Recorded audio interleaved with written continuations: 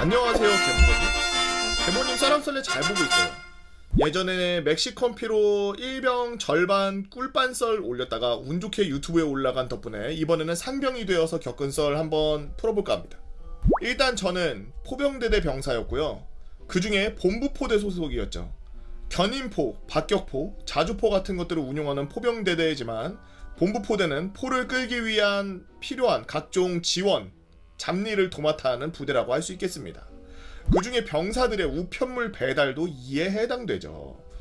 이분 덕분에 많은 그 군인들이 이득을 봤죠. 그때 당시에 커피 타는 그런 레시피 같은 걸 올려주셔가지고 군대를 다녀오신 분들, 특히 운전병이셨던 분들은 아시겠지만 군대 내 우편물은 자택, 우체국, 사단본부, 예하부대 순으로 배달이 되고 저희는 그 사단본부에서 우편물을 받아 예하부대로 배달하는 일을 했습니다. 우리는 이걸 쿠팡맨이라고 불렀어요. 때는 제가 상병을 달고 한 달 정도 지나서 영해 주행을 한창 나갈 때였습니다. 유정란, 너 내일 쿠팡맨 배차 있다. 선탑자는 땡땡땡 소위야. 오예 개꿀. 내일 점심도 맛없는데 오예 밖에서 밥 먹겠구나. 사단은 부대에서 차로 1시간 반 정도 떨어져 있기 때문에 왕복 3시간 걸리는 데다가 중간중간 A, B, C, D 대대에도 들려서 우편물 배달을 해야 됐기에 쿠팡맨을 하면서 오전 일과를 뚝딱 해치울 수 있었죠. 게다가 선탑자는 얼마 전에 새로 들어온 땡땡땡 소위라서 살살 구슬리기만 하면 부대 근처에서 맛있는 보쌈집 같은 데서 외식을 할 수도 있었고요. 오히려 이런 막 온 소위는 좀 FM인데? 갈굼당할까봐? 차량 점호를 하고 시원한 아이스커피 2병을 챙겨서 사단으로 출발했습니다. 같이 탄 소위님에게 오늘 점심 맛없는 건데 밖에 나가서 먹고 들어가자고 슬슬 떠보면서요. 1시간 반 소위님의 멜론 차트를 들으면서 사단에 도착해 사단 우체국에 다치 트럭을 주차하고 저희가 날라야 되는 택배 박스와 우편물들을 안내받았죠. 사건은 바로 여기서 발생됩니다. 이게 바로 4-5톤 다치 트럭이에요. 택배를 하나하나 분류해가면서 옮기던 중 B대대에 땡땡땡 2병 앞으로 온 택배의 상태가 이상했습니다. 소희님, 이거 박스가 좀 이상합니다.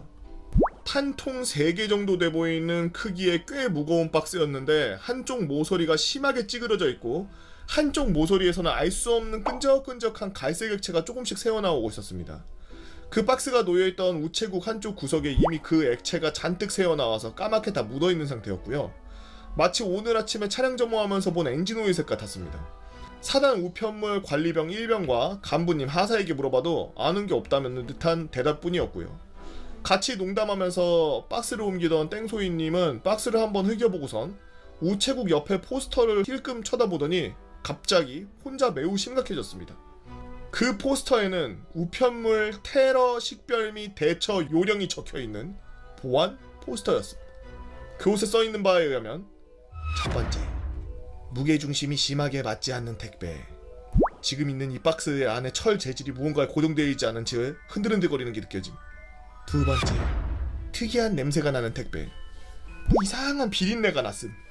세 번째, 알 수 없는 액체가 흐르거나 젖은 택배. 갈색 액체 때문에 한쪽 모서리가 싹 다 젖어 있었음. 네 번째, 이상한 소리가 나는 택배. 이상한 소리는 나지 않았음. 다섯 번째, 발신인이 정확하지 않은 택배. 발신인이 적혀있지 않고 일단 부모님이나 여자친구의 택배로 보이지 않음. 등등의 몇 가지 의심사항이 발견된 경우 우편물 테러일 수 있으니 우편물을 옮기거나 만지지 말고 관련 부서에 신고하라는 내용이었죠. 위에 체크리스트처럼 8개에서 9개 정도 되는 체크리스트 중 절반 이상이 해당되는 박스였습니다. 테러 해봐야 뭐 나올 것도 없는 우리 부대에 굳이 폭탄을 보냈나 싶고 우체국 하사님도 아이 그냥 배송 중에 내용물 터진 건 자주 있는 일입니다 라면서 대수롭지 않아 했죠. 하지만 땡땡 소위의 표정은 정말로 심각했습니다.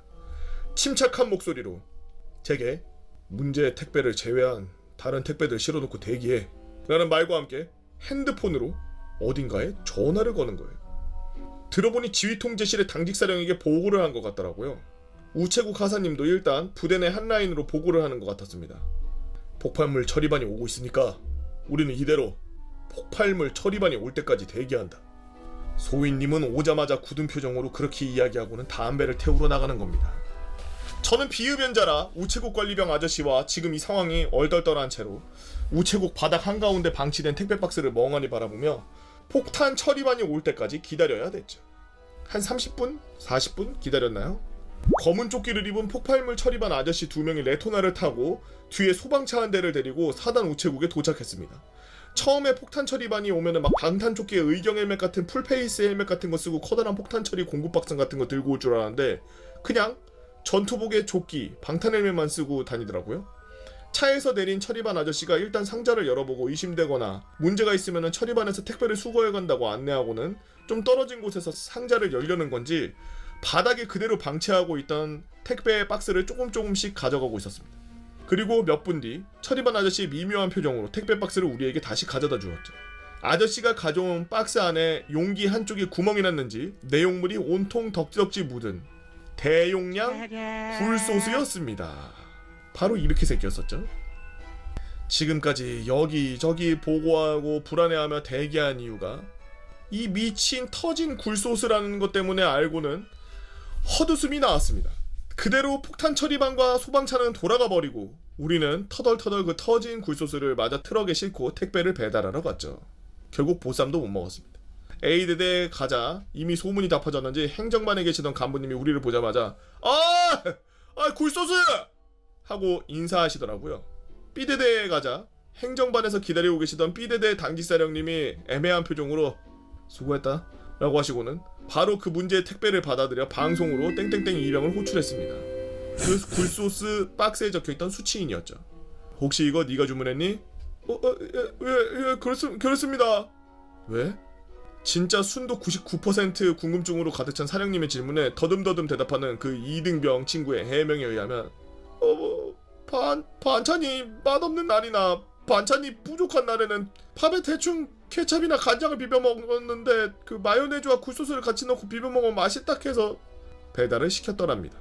왜 이렇게 많은 용량을 시켰냐고 묻자 배달시키려니까 생활관에 다른 동기와 선임들이 자기 것도 시키라고 꼽사리 끼는 바람에 돈을 모아서 업소용을 사가지고 다 같이 사용하면 더 싸게 쓸 수 있겠다는 기적의 계산법이었다라고 하더라고요. 그 이후 굴소스 구매를 부추긴 다른 선임과 동기들은 어떻게 됐는지 듣지도 못한 채 CD 대대 택배 돌리고 지휘통제실 배치 완료하고 보고하러 올라가자 당직사령님이 폭소를 터뜨리며 잘했다고 가서 쉬라고 하셨습니다. 야 그래 야 커피 야 수고했다. 의심스러우면 보고하는 게 맞지. 잘했어. 잘했어. 복귀하겠습니다. 충성. 우체국에서 지통실에 보고할 당시 지통실 근무 중인 동기들도 그 통화를 다 듣고 있었던 건지 이미 생활관의 소문이 다 퍼지는 바람에 산꺼기 될 때까지 제 별명은 커피병 다방병에서 굴소스로 바뀌게 되었습니다. 이상 뭔가 의심스러우면 일단 보고하고 보자는 교훈을 가진 썰이었죠. 재밌게 읽어주셨으면 감사하겠네요 라고 유정란님께서 올려주신 우편 배달하다가 폭탄 처리반 부른 썰 잘 들었습니다. 아니 근데 결과적으로는 뭐 그냥 하나의 재밌는 그냥 해프닝이었지만 실제로 어떤 일이 일어날지 모르기 때문에 보고한 건 아주 잘했어요. 최고예요. 이거는 뭐 누구한테 가서 이상하게 뭐 받아들일 것도 없고 이거는 정말 저는 잘했다고 봐요.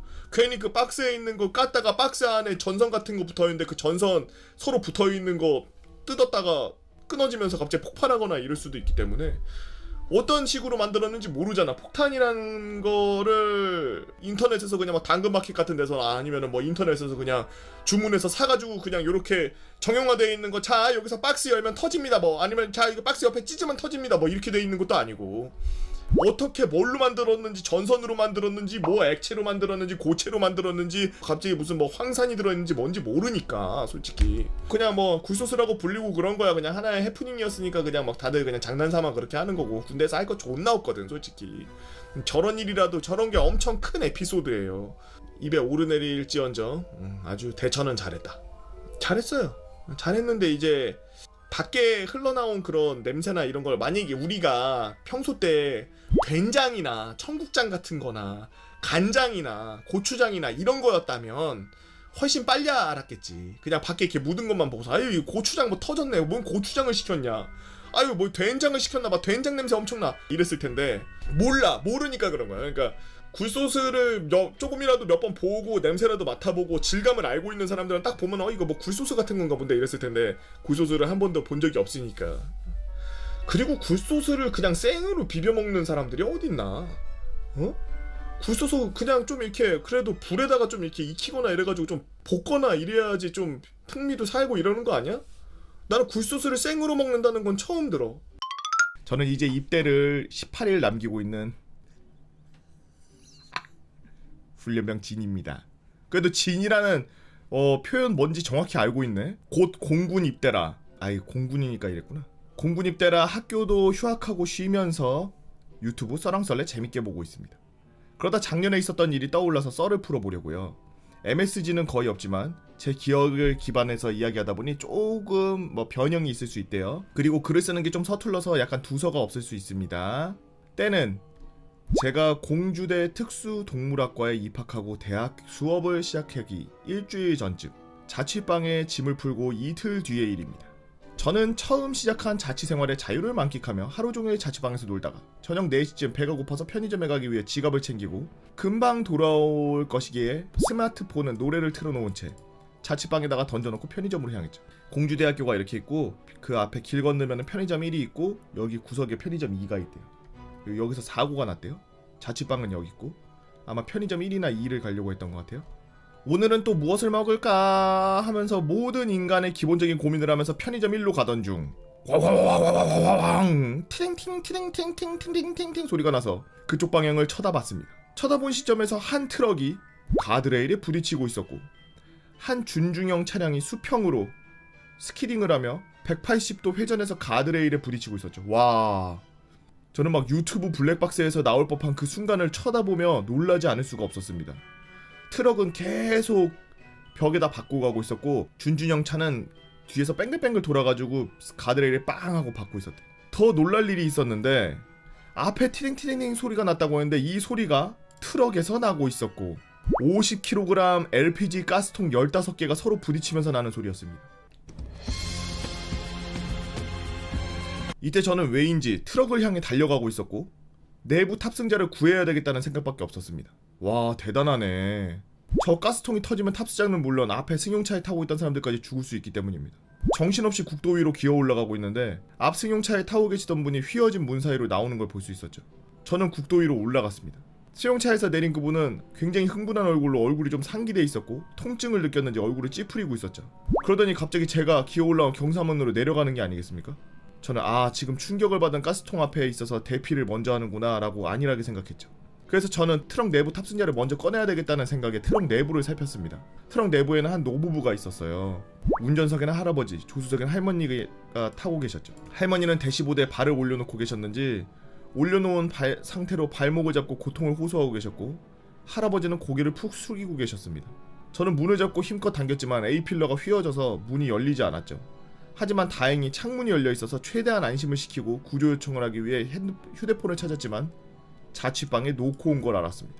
그래서 저는 그래도 의식 있는 할머니에게 휴대폰을 부탁드렸지만 고개를 푹 숙이신 할아버지께서 제가 앞에 있는 사고 유발한 차량 운전자라고 생각하셨는지 할머니가 휴대전화를 저에게 빌려주려는 걸 막았습니다. 이놈이 사고 낸 놈이 뭘 빌려! 라고 말하시는 걸 보니 저는 이러지도 저러지도 못하게 되었죠. 하지만 다행히도 국도 밑에서 상황을 보던 사람이 신고를 했는지 경찰과 함께 구급차가 5분 만에 도착했습니다. 그분들이 오니 상황은 순식간에 해결되었죠. 문을 뜯고 한 분 한 분 구급차에 실었습니다. 그렇게 제 일이 끝난 줄 알았는데 형사분이 저를 붙잡는 겁니다. 어이 학생, 이 차 운전자야? 아니요? 저는 이 밑에서 기어 올라왔습니다. 그럼 신고자야? 아니요? 그냥 지나가다 가스통이 보여서 구하려고 올라왔는데요? 형사분은 매우 수상한 듯이 저를 쳐다봤죠. 그럼 승용차 운전자 누구야? 그 순간 저는 승용차 운전자가 뺑소니를 쳤다는 걸 알 수 있었고 그래도 다행히 저는 그 용의자의 얼굴과 키, 체형들을 모두 알고 있었고 특히 키는 인상적이었던 게 제가 165로 성인치고 매우 작은데 저와 키가 거의 비슷했기 때문입니다. 운전자는 제가 목격했습니다. 아까 국도 밑으로 내려갔어요 라고 말했고 그래? 그럼 일단 경찰서에 가서 진술하자. 시간 있지? 라고 말씀하셨고 저는 형사분과 함께 차에 올라탔죠. 그리고 이제 국도에서 차를 타고 내려서 경찰서로 가기 위해 편의점 2 옆을 지나려고 할 때 저는 차량 내부에서 창밖을 내다보고 있는데 편의점 2 앞을 지나가는 용의자를 보았습니다. 여기죠. 여기 이렇게 가려다가 여기서 국도에서 사고가 나서 그 사면을 기어 올라가서 여기서 사고 처리하다가 도와줄 수 있지? 그러고서 네 그러고서 이렇게 타고 국도에서 내려와서 이렇게 우회전해서 가는 길에 편의점 2 옆에 용의자가 걷고 있는 걸 봤대. 혼란을 틈타 도망치려고 하는 것 같았어요. 저는 다급히 저 승용차 운전자 하면서 다급하게 소리쳤고 형사분은 급히 차를 틀며 무전을 때려서 주변에 있던 경찰분들을 긴급하게 모았습니다. 그동안 형사님은 차량에 내려 그 용의자를 바로 붙잡았죠. 형사를 보고 저항하는 용의자였지만 간단하게 제압한 뒤 경찰들이 포위하고 용의자와 형사분이 잠시 대화를 나누고 체포하여 방금 도착한 다른 경찰차에 집어넣었습니다. 나중에 알게 된 사실이지만 뺑소니범은 혈중 알코올 농도 0.111이었다고 하네요. 처음에 얼굴이 붉어져 있던 것도 사실 취해 있었던 거죠. 술 오지게 먹었네. 0.125인가가 취소 아닌가? 그렇게 저는 형사분과 같이 경찰서로 같이 가서 진술을 작성하게 되었죠. 진술서 작성에만 2시간 걸리더라고요. 그렇게 진술이 끝난 뒤 저는 집으로 돌아가서 밀린 밥을 먹고 잠들었습니다. 저는 이 일을 잊을 정도로 바쁜 신입생활을 하게 되었습니다. 그러던 어느 날 학장실에서 저를 부릅니다. 난 이상한 거 일을 한 일이 없는데? 쫄아서 학장실에 가보니까 그때 보았던 형사님들과 경찰서장님이 계셨습니다. 그리고 쫄아있던 저의 착각과는 다르게 저에게 웃으면서 뺑소니범을 잡아준 것에 대한 감사하다며 상을 주셨습니다. 상을 받은 뒤 잠시 이야기를 나누는데 형사분이 뺑소니범 앞에서 당일로 잡은 건 이례적인 일이라고 너가 없었으면 뺑소니범을 잡기 어려웠을 거야. 그 승용차도 대포 차량이었어. 트럭 블랙박스에도 잘 안 나와 있어서 수사하기 힘들었을 거다 라고 말해주셨죠. 와 대단하네. 지금 생각해보아도 뭔가 신기한 일이었길래 썰로 남겨봅니다. 평생 안주거리가 되지 않았나 싶네요. 재미도 없는 그 긴 글 읽어주셔서 감사합니다. 교통사고가 났는데 교통사고 차량에 50kg짜리 LPG 가스통이 15개가 있었다.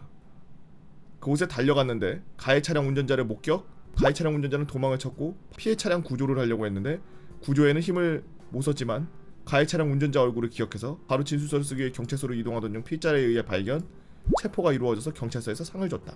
보통 여기서 다음 썰에 예고하지만 제 인생에 있어서 이 정도 썰은 존재하지 않으므로 군대에 가서 재밌는 썰 만들어서 가져오도록 하겠습니다. 본인인가봐요? 와 대단하네.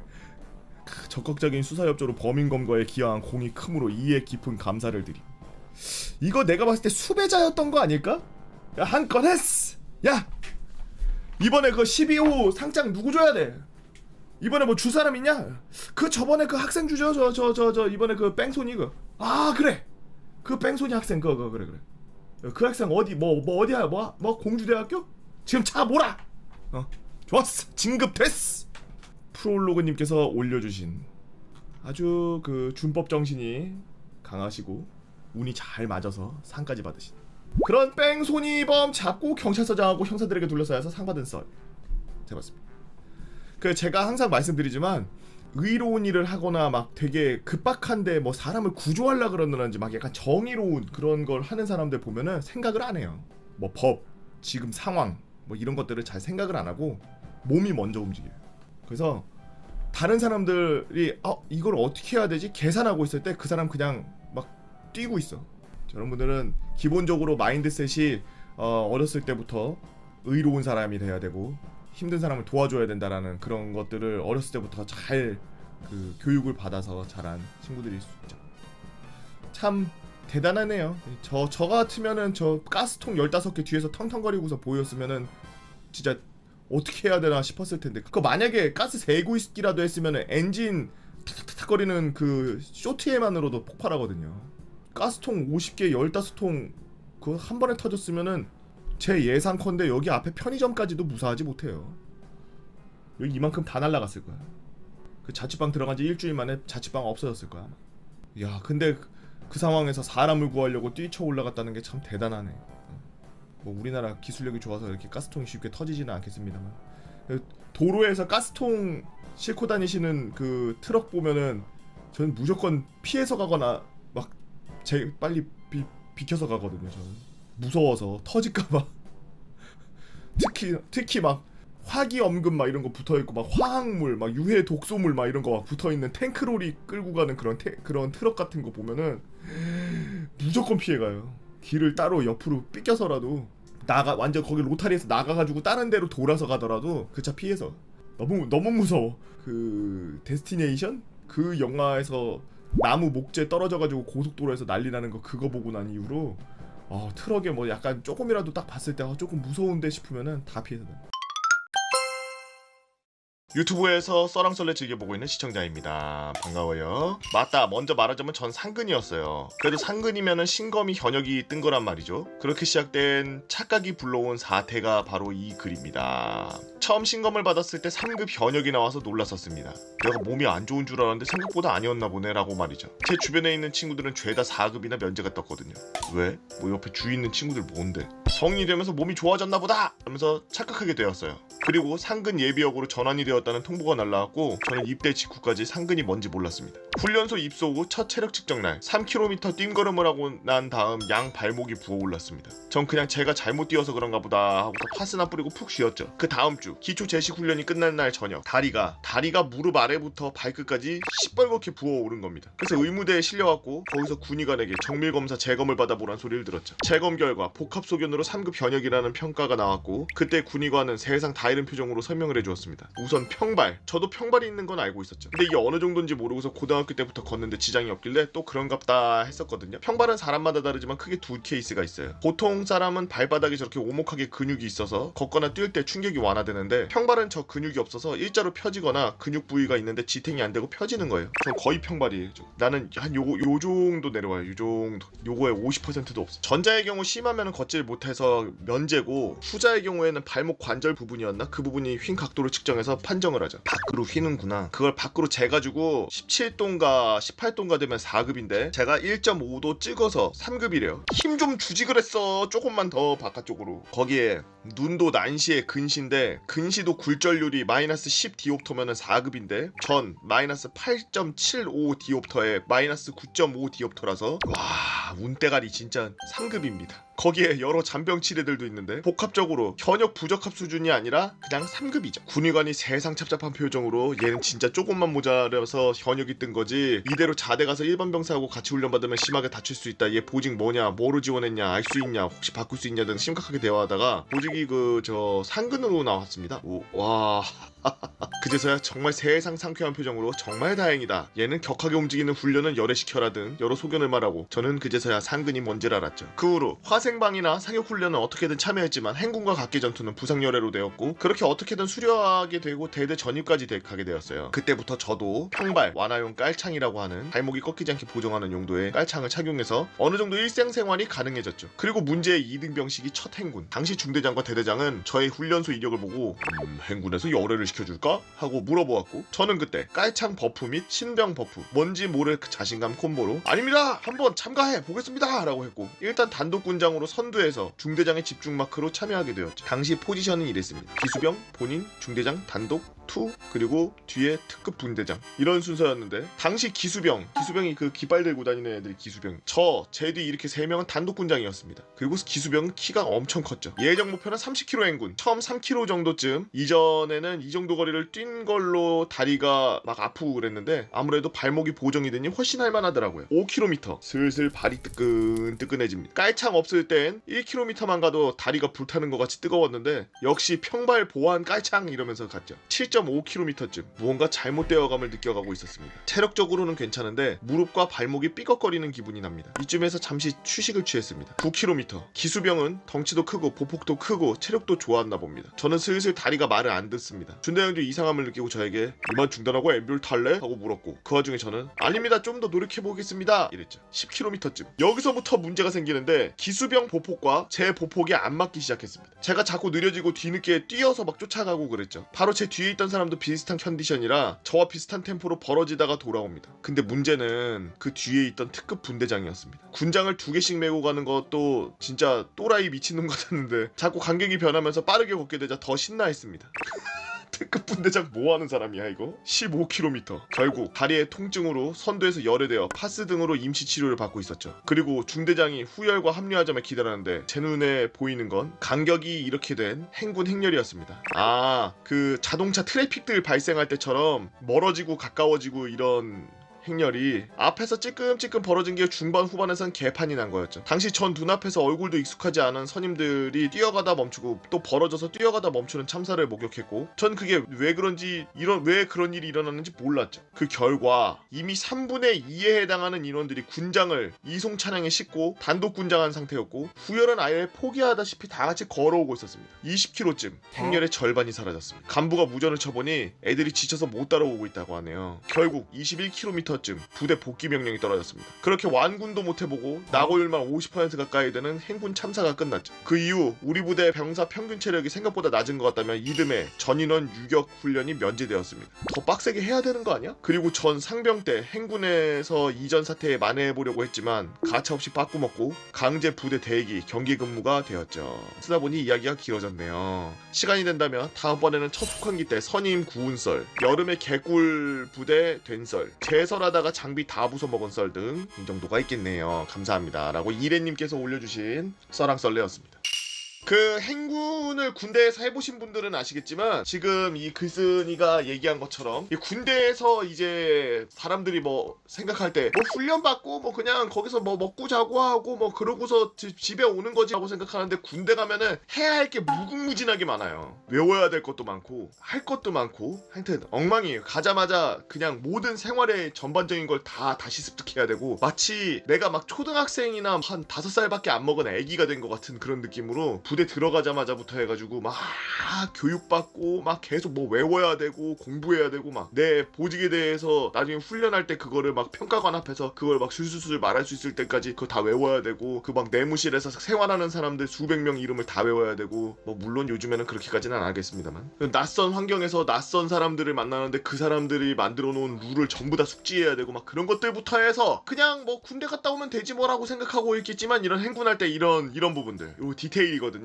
방금 전에 이게 디테일하게 이제 글이 써져서 제가 설명을 하자면, 행군할 때 가장 문제가 이거예요. 초반에 맨 앞에 가고 있는 그 척후병이라고 하는데, 척후병들이 너무 빨리 걸으면 아예 제대를 나눠서 먼저 척후병 가게 하고 뒤에는 그냥 제속도로 반걸음가 뭐 원래 걸음으로 가 이러면서 계속 그 뒤쪽에 있는 중대장인 소대장들끼리 서로 무전을 하면서 계속 제대를 맞춰줘야 돼요. 그래서 선두 반보 그러면 선두 반보하시랍니다.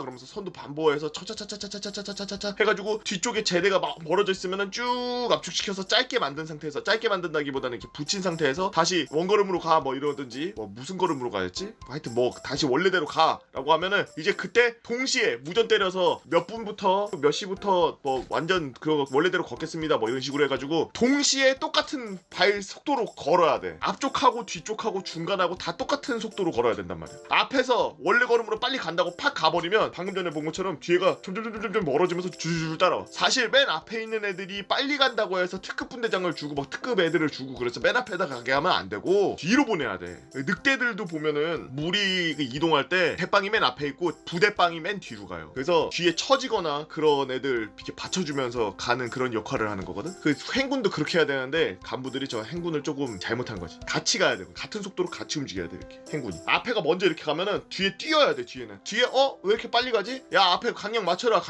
계속 이러거든. 모르는 간부들은 계속 앞에 막 떨어지니까 간격 맞추라고만 해. 자 간격 맞춰라, 앞으로 당겨라, 좀 더 빨리 걸어라. 이미 급속 행군이어서 개빨리 걷고 있는데, 행군 이거 군장 메고서 거의 경보하듯이 지금 걷고 있는데 급속 행군이라. 근데 그 상태에서 더 빨리 걸어서 앞에 붙이라 그러면 뛰는 거야. 이제 그때부터는 마치 여러분들 헬스장 가서 6.5 7에다 놓고서 하면은 이거 뛰어야 되나 걸어야 되나 이 정도일 때 좀 빠르게 걷고 있는 그 상황에서 하나만 버튼 더 누르면 그 다음부터는 뛰어야 되잖아요. 그런 것처럼 제대가 안 맞아서 벌어지기 시작하면 앞에 간격 맞춰라 그러면 뛰란 얘기야. 그럼 앞에 2걸음 뛰지. 그럼 뒤에 있는 사람 3걸음 뛰어. 뒤에 있는 사람들은 5걸음 뛰어. 저기 뒤에 맨 뒤에 있는 애들은 전력 질주로 100m를 뛰어. 물론 그 정도까지 떨어져 있으면 뭐 나고겠지만 간부들이 그거를 잘 맞춰줘야 되는데 못 맞춰주면 이렇게 되는 거예요. 그 환자들이고 그리고 좀 힘들고 이런 친구들은 아예 빼서 후발 때 완전 다른 제대로 편성을 해서 따라가게 하거나 그렇게 했어야 되는 게 맞는 건데, 앞쪽에 막 뛰게 하고 그러면은 점점 벌어져서 나중에는 컨트롤이 안 돼요. 그래서 선두 반보 간부에서 이거 다시 압축해서 싹 가고 또 압축해서 다시 가고 이렇게 해야 돼.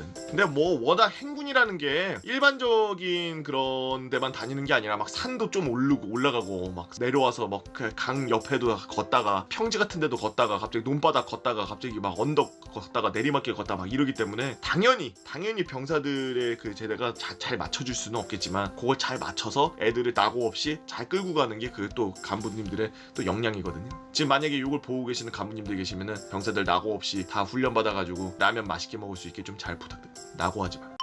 남들 못 해봤을 경험 갖고도 쓸까 말까 고민하다가 부대에서 암 걸린 얘기, 썰람썰레가 목숨을 구했다는 영상 등을 보고서 용기를 갖고 써보려고 합니다. 제 경우에는 오히려 군대가 목숨을 살린 경우이기에 부디 이런 간부분들이 더 많아졌으면 하는 마음으로 한번 써봅니다. 저는 18년도 5월 군번으로 후방 육군사단 직할 포병대대 전포였습니다. 제가 운이 진짜 좋았던 게 저희 집이 위수 지역 안에 있어서 외박만 나와도 그냥 집에 갈 수 있었고, 특히 외박 나오는 토요일 아침에 저희 아버지께서 매번 데리러 오시고 일요일에 부대로 태워다 주셨죠. 또 사단 본부가 시내 한가운데 있는데 저희 학교에서 버스로 약 4정거장 정도 떨어져 있어가지고 신교대 입소식과 수료식 때 학과 동기들이 와서 같이 밥도 먹고 그랬습니다. 대대 총 인원이 약 80명 정도였는데 선임들도 다들 좋은 사람들이라 같은 생활관 썼던 선임 몇 과는 지금도 연락하면 지냅니다. 사건의 발단은 진급을 앞둔 선임들이 죄다 진급 심사를 안 봐서 진급이 다 누락된 사건이 있었습니다. 어차피 진급이 누락되어도 월급만 덜 받지 불이익은 없어서 보통 심사 귀찮다고 그냥 누락한 채로 지내곤 했는데, 이게 진급 대상 인원의 절반이 진급이 누락돼 버리니까 빡친 대대장님이 진급 누락 인원들은 휴가를 다 잘라버리겠다고 엄포를 내셨습니다. 그래서 이제 막 일병을 달았던 전 마침 진급 전전주쯤 병기본 훈련이 있어서 일병 달자마자 곧바로 정신교육을 통과했고 그 다음에 체력 검정을 준비했죠. 입대 당시 키 180에 몸무게 60을 못 넘고 당연히 체력도 아침 뜀걸음 간신히 따라갈 정도로 안 좋았습니다. 어느 정도였냐면 제가 전포라 견인포 포수 역할을 해야 되는데 하도 힘을 못 쓰고 그러니까 그냥 포반장님께서 제 아버지 군번 선임에게 제 맞선임은 놔두고 저부터 사수교육 시키라고 할 정도였죠. 그러니까 힘 안 쓰는 거 먼저 시키라 그랬나봐. 그렇게 체력 단련 시간마다 가급적, 아주 가급적 동기와 아침 뜀걸음 루트를 돌곤 했고, 아직도 기억나는 그날 12월 12일 수요일이 되었습니다.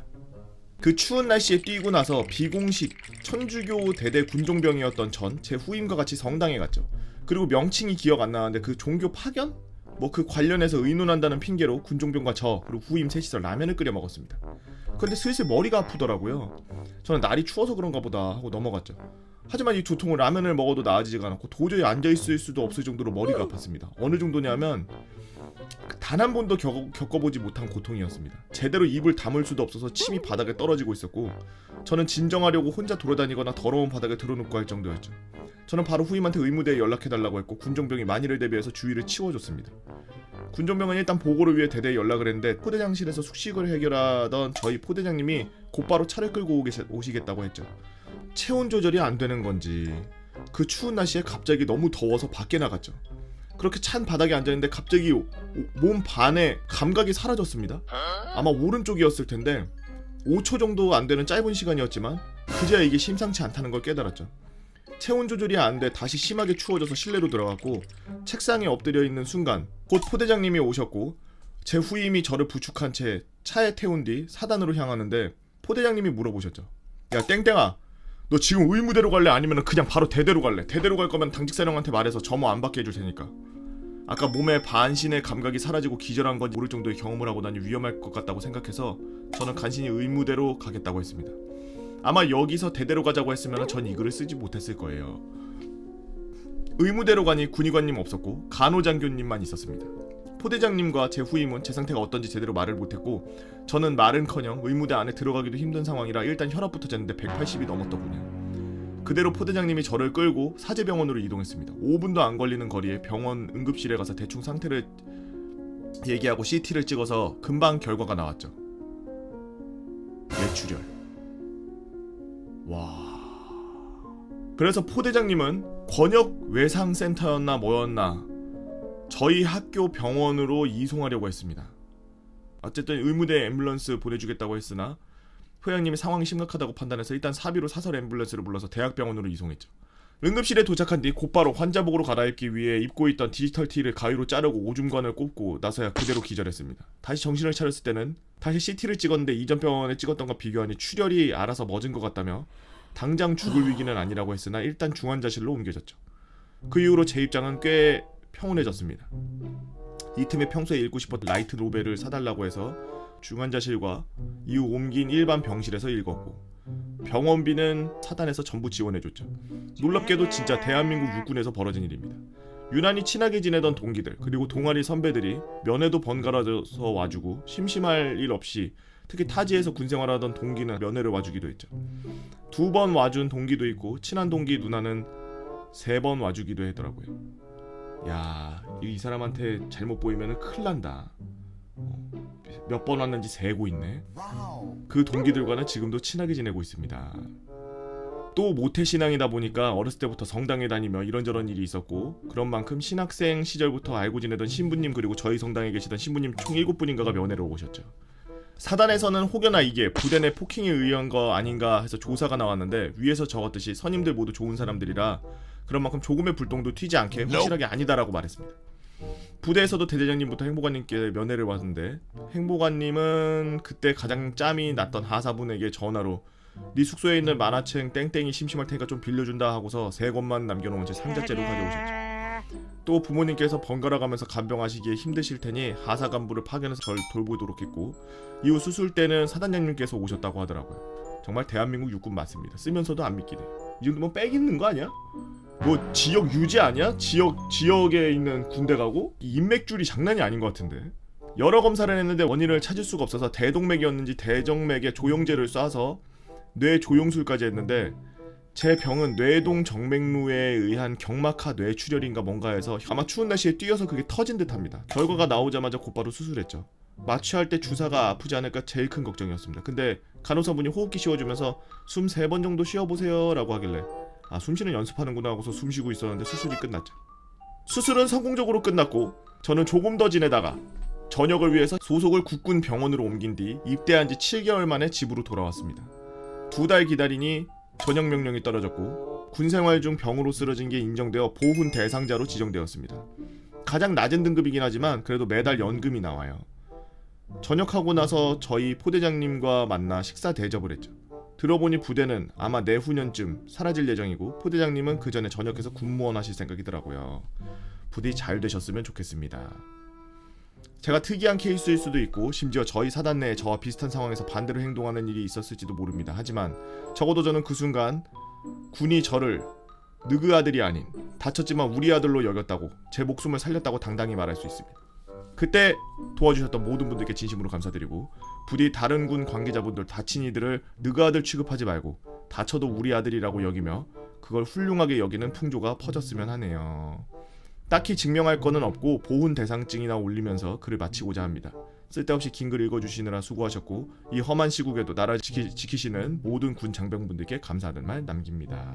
라면서 보훈 보상 대상자증 재해 부상 군경 7급 국가보훈처장에서 탁.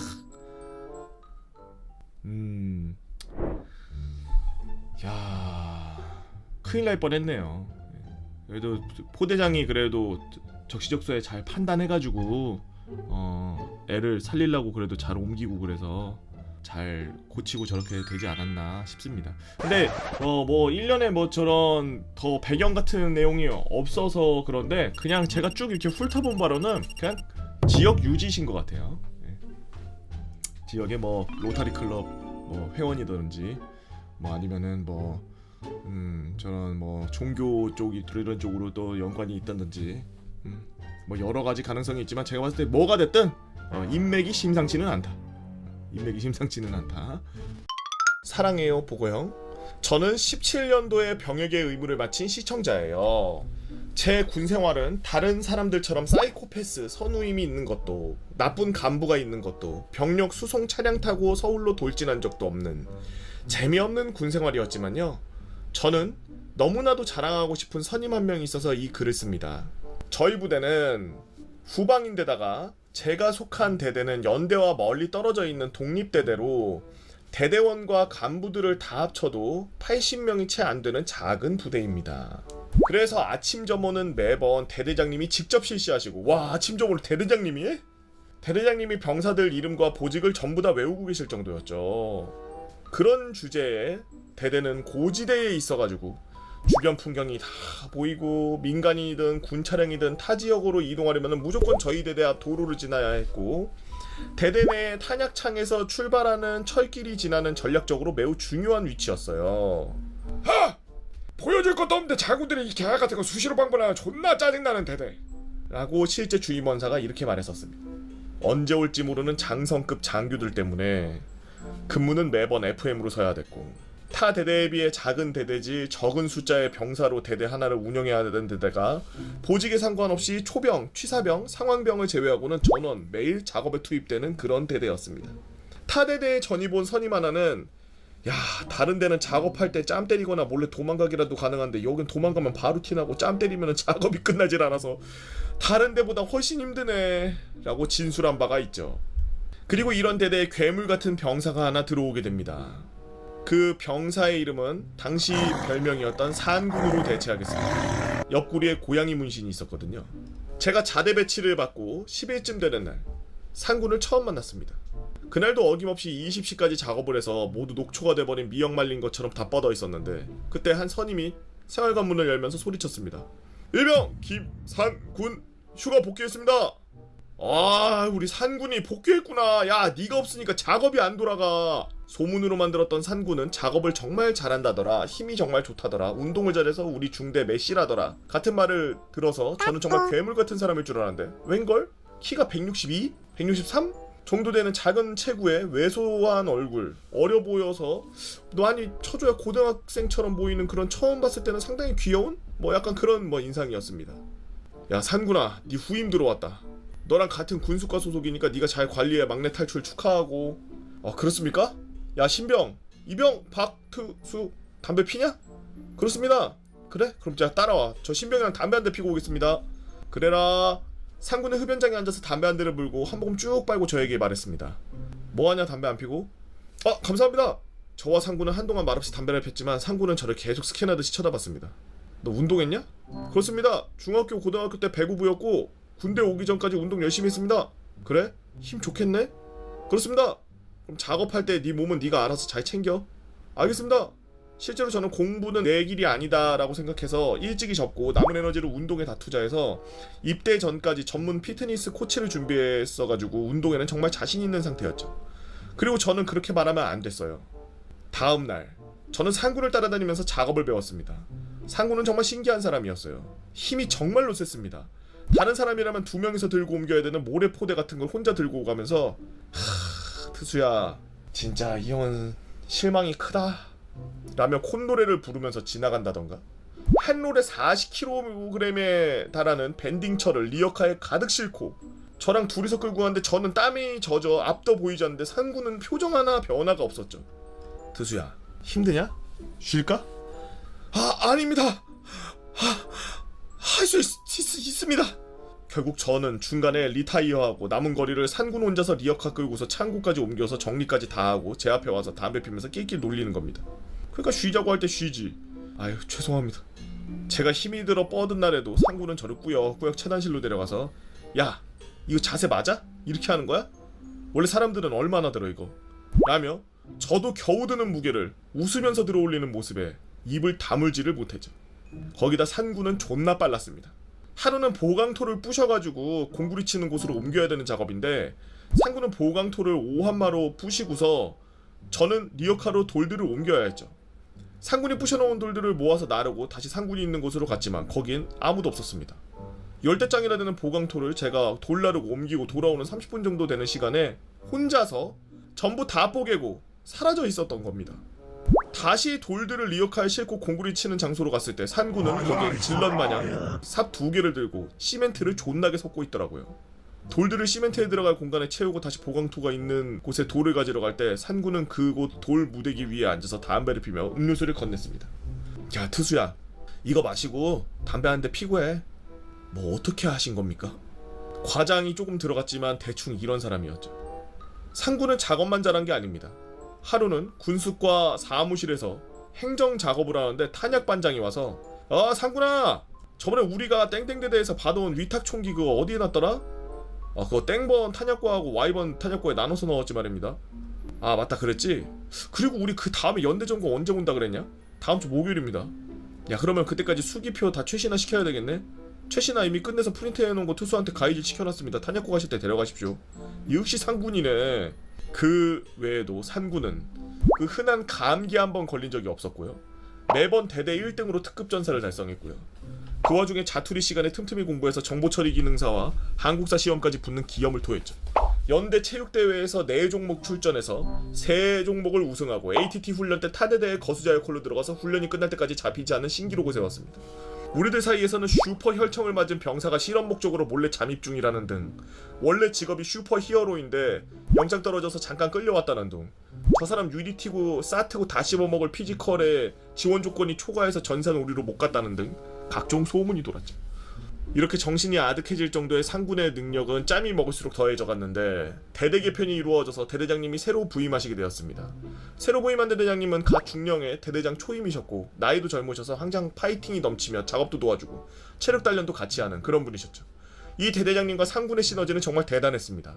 대대 인원도 늘어서 어느 정도 여유가 생기자 상군은 작업을 잘하는 몇 명을 추려서 작업팀을 만들자고 대대장님께 건의했고 대대장님은 흔쾌히 수락을 해주셨죠.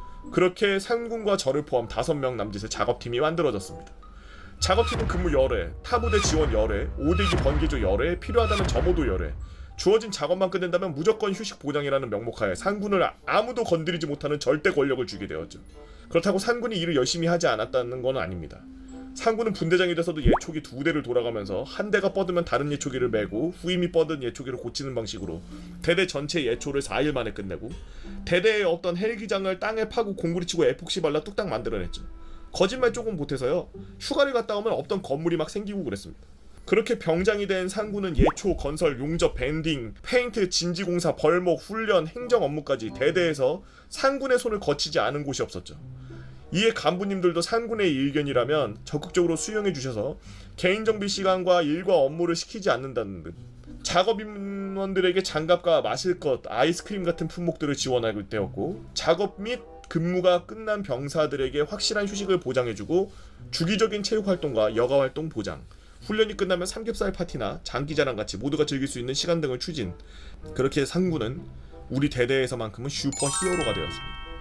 눈이 오는 어느 날 대대장님, 새로 부임한 작전과장님, 담배를 피던 산군은 눈삽을 가져와서 대장님께 무슨 얘기를 하더니 갑자기 셋이서 주도로 제설을 하기 시작하는 겁니다. 대대장, 작전과장, 최고참 병장 이렇게 대대 3대장이 제설을 하는 기이하고 몽환적인 모습을 보며 주말에 작업 없이 가만히 쉬고 있던 저희들은 눈물을 머금고 눈삽을 들고 뛰쳐나갔고 그런 저희 모습을 보며 해맑게 웃는 상군의 얼굴이 잊혀지지가 않네요. 그리고 그때 무슨 말을 했는지 지금까지 말해주지 않습니다. 결국 상군은 대대장 표창, 사단장 표창을 받으며 전역했고 저녁날 정말로 전문화사 할 생각 없냐는 대대장님의 권유에 저는 이곳에 어울리지 않습니다라는 명언을 남기고 대대 모두의 격려를 받으며 유유히 민간인으로 승천하였죠. 로 이야기가 끝나면 좋을 텐데 저는 전역하고 곧바로 상군에게 연락을 취하려고 했지만 어떻게 된 건지 연락처는 없는 번호라고 뜨고 그 어디에도 상군을 찾을 수가 없었으며 제가 가진 정보라곤 상군이 다니는 대학과 부산 사람이라는 거 외에는 없습니다. 상군이 형 찾은 이야기는 나중에 기회가 되면 푸는 걸로 하고 총총 긴 이야기 읽어주셔서 감사하며 대한민국에서 근무하는 모든 육군 장병 여러분들 정말 파이팅입니다 라고 멋진 신세계님이 올려주신 썰랑썰레였습니다. 안녕하세요, 개보건님 및 카페 회원 여러분의 유튜브 시청자 여러분들, 지난번 훈련에서 밥 못 먹어서 연대장님과 행보관님 소환한 병장설을 썼던 작성자입니다. 저의 에피소드가 유튜브에 올라가고 좋은 댓글도 많이 달아주셔서 여기 다른 얘기 한번 풀어볼게요. 오늘은 저의 후임병이자 총기를 잃어버리고 부사관 지원을 하게 된 후임병 이야기를 한번 써보겠습니다. 이게 뭔 소리야. 저는 01년도 입대 후 순조롭게 군생활을 하고 있었죠. 물론 여러 에피소드들이 많았지만 큰 사고는 그렇게 없었던 것 같습니다만 제가 영창을 2번이나 다녀온 것도 사건이라면 사건이겠죠. 제가 갓 병장을 달고 저희 분대에 신병이 하나 들어왔습니다. 저희 중대에는 신병이 들어오면은 덮을백 정리해주고 물품 정리, 빨래 정리 등 분대장이 도와주는 그런 전통 아닌 전통이 있는데, 그 당시 저희 중대에는 세탁기가 없었고 짤순이만 있었죠. 그래서 모두가 손빨래를 했어야 되는데 병장들만 싸제 세탁 세제를 쓸 수 있었고 A급 빨래 다라이를 쓸 수 있었습니다. 그래서 그런 것인지는 모르지만 신병이 오면은 분대장들이 신병의 빨래들을 싸제 세탁 세제와 A급 빨래 다라이를 사용해서 빨래를 해주곤 했죠. 이 신병은 오후 일과 시간에 전입을 오게 되어서 다른 소대원들은 모두 주특기 훈련 및 작업을 하고 있었고, 저만 혼자 이 친구를 데리고 세면장에 가서 빨래를 해주는 이런저런 얘기를 나누고 있었습니다. 모든 신병들이 그러겠지만 이 신병도 긴장한 눈동자와 냄새나는 전투복, 가라군기 등으로 무장하고 있었죠. 근데 자세히 들어보니 동생 같은 느낌이 들지를 않는 거예요. 저도 병장 생활할 때 나이가 24이라 남들보다 1, 2년 늦은 타입에 입대했는데, 이 친구는 누가 봐도 20대 초반의 얼굴이 아니었습니다. 야 신병아, 너 몇 년생이냐? 이병 댕 75년생 29살입니다. 전 한두 살도 아니고 저보다 5살이나 많은 후임을 어떻게 해야 되나 싶었죠. 군대는 계급이고 짬이니? 야 신명아, 군대는 계급 사회니 사회 나이 생각하지 말고 선임병들 말 잘 따르고 열심히 하자. 네 알겠습니다. 감사합니다. 그리고는 이 친구와 분대장 면담 및 군생활을 같이 하면서 알게 되었는데, 중고등학교 때는 이런저런 사고도 치고 공부도 안 했으며 흔히 말하는 양아치 생활하다가 고등학교 때 아버지께서 돌아가셔서 어머니와 동생들을 먹여 살려야 한다는 생각에 양아치 생활을 접고 열심히 이것저것 일하다가 늦게 입대를 하게 된 것입니다. 동생들 학비 벌어줘야 한다는 생각에 군대를 입대할 수 없어서 계속 연기를 했다는 거죠. 하지만 성격도 밝고 어디 모자람도 없어 보이고 군기도 확실하게 들어있고 선임들한테 잘하고 간부들에게도 잘하는 A급 신병이었습니다. 그러던 중 이 신병이 타작구 근무를 같이 나가게 되었는데, 근무를 서면서 이런저런 얘기를 나누는데, 땡땡병장님은 전역하시면은 학교 복학하십니까? 그치, 학교 복학해야지 뭐 할 게 있냐? 아 좋으시겠습니다. 대학생들 보면 부럽습니다. 아유 부러울 것까지 있나. 너도 전역하고 4년제는 무리면 전문대라도 나와서 공부해. 그러고 싶은데 학창 시절에 워낙 공부를 안 해서 대학은 무리일 것 같습니다. 에이 하면 돼. 너도 병장 달고 짬 먹으면은 수능 공부든 뭐든 좀 해봐. 지금이야 무리겠지만 공부를 하고 싶어서 못합니다. 저 영어도 알파벳만 알고 읽고 쓸지도 모르고 구구단도 모릅니다. 군생활을 하면서 이런저런 사람들 많이 봤지만 2003년도에 영어를 못 읽고 구구단도 모르는 사람이 있다는 것은 적지 않은 충격이었습니다. 그리고 시간이 흘러 이 친구가 일병을 갓 달았을 때 일. 땡땡면장님 드릴 말씀이 있습니다. 부사관 지원하고 싶은데 고민이 많습니다. 어찌 보면 부사관도 좋은 선택일 것 같고, 너 또한 군생활 잘하는 거 보면 부사관 해도 잘할 것 같은데, 근데 무슨 고민이 있어? 부사관 지원하려면 여러 시험 중에 영어 시험도 있다고 들었는데 제가 영어를 못 읽어서 문제입니다. 아 그게 문제겠구나. 땡땡변자님이 영어 좀 알려주시면 안 되겠습니까? 이 친구는 대학을 다니다가 입대한 저에게 영어를 배우고 싶어 했죠. 나이도 자기보다 어리지만 계급은 높은 사람에게 영어를 가르쳐달라고 부탁하는 것이 얼마나 힘든 결정이었을까 라는 생각에 저는 흔쾌히 오케이 했습니다. 저는 소대장님, 행보관님, 중대장님께 보고를 하였고 연대장님 귀에까지 들어가셔서 매일은 아니더라도 시간 날 때마다 특별 과외를 할 수 있게 되었죠. 그리고 이 친구 군번이 좀 풀려서 1병 달았을 때 후임병이 3명에서 4명 정도 되었기에 일과가 끝나면 자유시간에 여유도 좀 있고, 자기 부대에서 부사관 지원한다고 하니 행보관님, 중대장님, 연대장님이 엄청 좋아하면서 저에게 특별 과외를 허락해 주셨었습니다. 공부를 시작하고 나서 얼마 후, 야, 근데 시험 언제야? 언제 지원하고 언제 시험 보는 거야? 근데 지원할까 말까 고민이 갑자기 됩니다. 아니 왜? 부사관을 지원하면 지금 저희 연대로 다시 복귀할 테고 저희 집 경남인데 고민이 좀 됩니다. 네, 이 친구는 고향에 계신 어머니 생각에 선뜻 경기도 최전방에서 근무를 해야 되는 부사관 생활에 대해 확신이 안 섰던 거죠. 그래서 저는 잘 생각해보라고 하고 시간이 흘러 어느 날 사단 공병대에서 큰 도하 훈련을 한다는 소식에 저희 중대까지 들려왔고, 무슨 다리를 설치하고 병력과 전차, 장갑차가 지나다니는 훈련을 한다는 겁니다. 거기에 저희 106mm 찝차도 차출이 되었는데, 우리는 신기한 훈련에 참가하기도 하고 처음 접하는 다리에 흥분이 돼 있었죠. 사진도 많이 찍자 하면서 외출벽자들에게 일회용 카메라도 사오길 부탁하고 만반의 준비를 마쳤죠. 훈련 당일 저희는 공병대에서 만든 다리를 배경으로 엄청나게 사진을 찍고 다른 부대 아저씨들과 서로 누가 힘든지 온갖 뻥 배틀을 나누며 힘든 거 하나 없이 훈련에 임하고 있었습니다. 그러던 중 앞에 가는 전차가 갑자기 우뚝 멈춰섭니다. 무슨 일인가 모르겠지만 전차가 서면서 뒤에 따르던 저희 차들도 다 정차했습니다. 이때다 싶어서 차량에 내려서 다리 위 강물 위에 차량 및 전차를 배경으로 사진을 마구잡이로 찍고 후임들이랑 같이 포즈 잡고 사진 찍는데, 저기 그 일병이 저를 갑자기 부르는 겁니다. 땡땡 회장님 큰일 났습니다. 왜 뭔 일인데? 총이 빠졌습니다.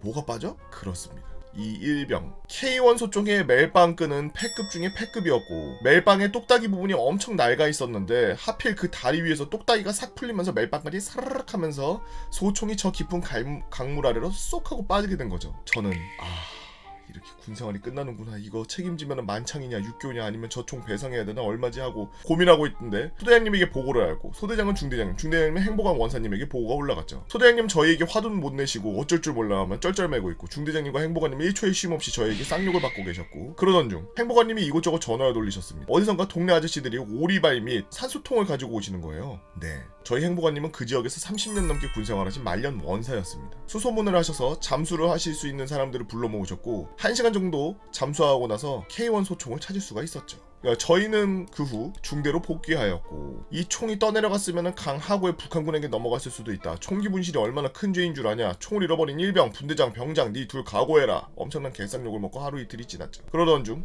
행복한님이 하나의 딜을 하셨습니다.